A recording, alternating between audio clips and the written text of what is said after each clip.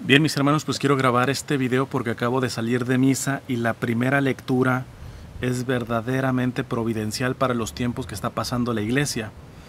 Está tomada de la primera carta a los Corintios en el capítulo 11, del versículo 17 al 26 y después el 33. Yo voy a leer de corrido del 26, me voy a seguir corridito hasta el 33 para tener el mensaje completo, porque muestra evidentemente que donde hay seres humanos, por mucho que estén dentro de la iglesia, siempre saldrá la humanidad. Ciertamente, precisamente, se está en la iglesia para dejarse purificar por el Señor, para entrar en un serio proceso de conversión, pero en todas las áreas, no solamente en las que me conviene. Y aquí yo veo a lo menos algunos elementos muy importantes que San Pablo, de manera directa o indirecta, deja saber que no sirven para resolver los conflictos que de hecho son necesarios al interior de la iglesia. Vamos a dar lectura.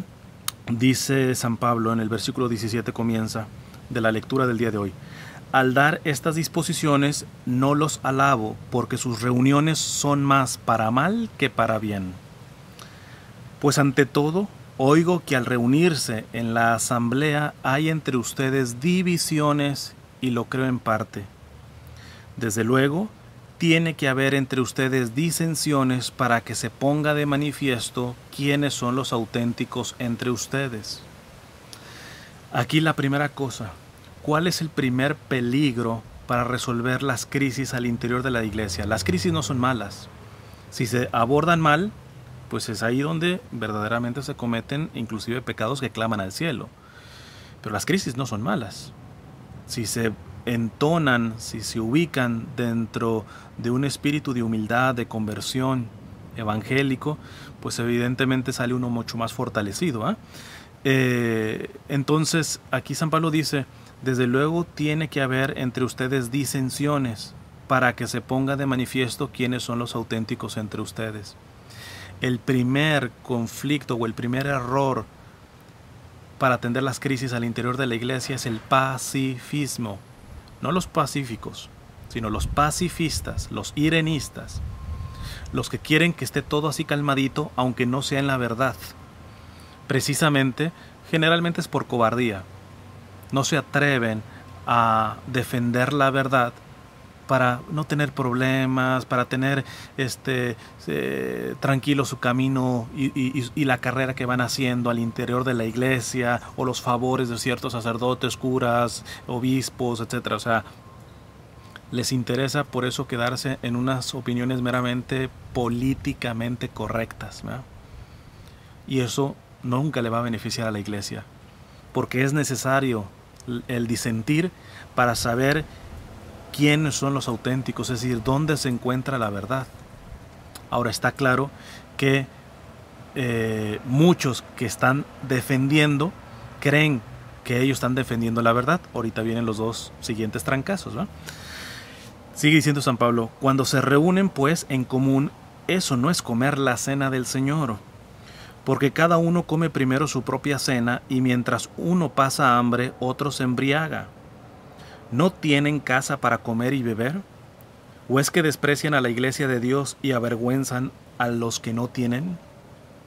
¿Qué voy a decirles? ¿Alabarlos? En eso no los puedo alabar. Segunda raíz del conflicto: una visión espiritualista, liturgista en el sentido negativo de la palabra, puritana, farisea. Voy a ponerles un dato exegético. Las primeras comunidades, antes de la celebración de la Santa Misa, se reunían a lo que también se le llamaba un ágape, una convivencia que tenía precisamente el fin de fortalecer los lazos de la fraternidad de la comunidad.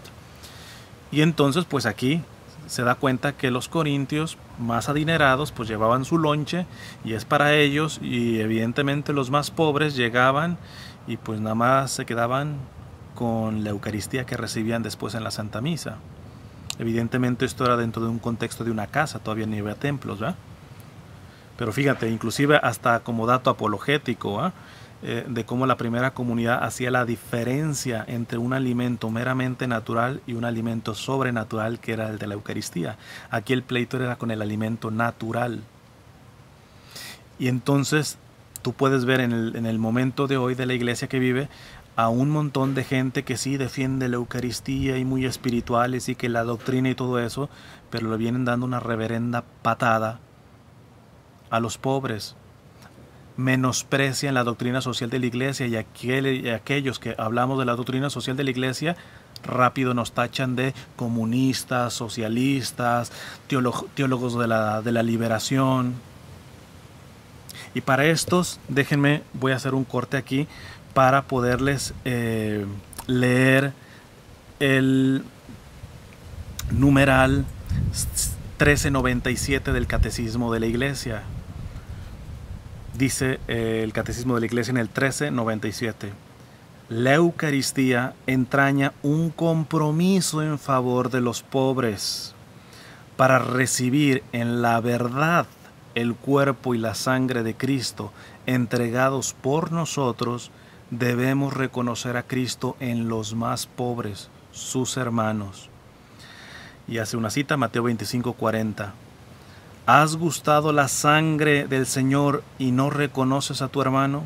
¿Deshonras esta mesa, no juzgando digno de compartir tu alimento al que ha sido juzgado digno de participar en esta mesa? Dios te ha liberado de todos los pecados y te ha invitado a ella, y tú, aún así, ¿no te has hecho más misericordioso? Una cita de San Juan Crisóstomo.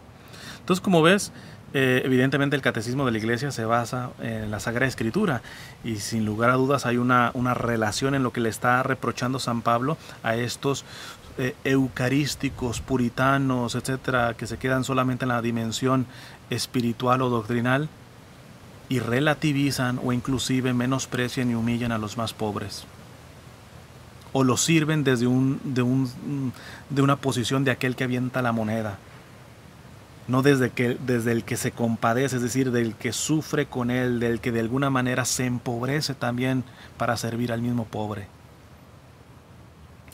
Entonces, vamos recapitulando. Primer obstáculo para resolver las crisis dentro de la iglesia: el pacifismo, el irenismo, el ser políticamente correctos para no meternos en problemas. No queremos pleito, ¿verdad? O sea, los cobardes, en pocas palabras.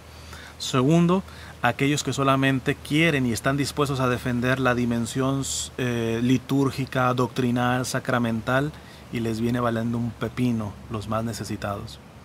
Pero viene la tercera, porque evidentemente hay quienes, muchos los pobres, aun cuando se pisotea la liturgia y la doctrina. Pero vamos a ver qué dice San Pablo. Sigue diciendo San Pablo: porque yo recibí del Señor lo que les transmití, que el Señor Jesús, la noche en que era entregado, tomó pan, dando gracias lo partió y dijo: este es mi cuerpo que se entrega por ustedes, hagan esto en memoria mía. Asimismo tomó el cáliz después de cenar, diciendo: esta copa es la nueva alianza en mi sangre, cuantas veces la beban, háganlo en memoria mía. Pues cada vez que coman este pan y beban de este cáliz, anuncian la muerte del Señor hasta que venga. Por tanto, quien coma el pan o beba el cáliz del Señor indignamente, será reo del cuerpo y de la sangre del Señor. Examínese, pues, cada cual y coma así el pan y beba del cáliz. Pues quien come y bebe sin discernir el cuerpo, come y bebe su propia condena. Por eso hay entre ustedes muchos enfermos y muchos achacosos, y mueren no pocos. Si nos juzgamos a nosotros mismos, no seríamos castigados, mas el ser castigados somos corregidos por el Señor, para que no seamos condenados con el mundo. Así pues, hermanos míos, cuando se reúnan para la cena, espérense unos a otros. ¿Cuál es el tercer elemento que logro ver en esta lectura de Corintios, que obstaculiza el resolver las crisis al interior de la iglesia? Los asistencialistas, aquellos que se quedan solamente en la dimensión caritativa, entre comillas, porque ya no sería caridad, sería asistencialismo, de ayudar al necesitado, al pobre, al hambriento, ¿va? Pero ¿qué hacen un mamarracho de la liturgia? No, lo importante es que no se sientan mal los pobres, pero si el pobre está en unión libre, no puede comulgar, punto. Si está en pecado mortal, no puede comulgar, punto.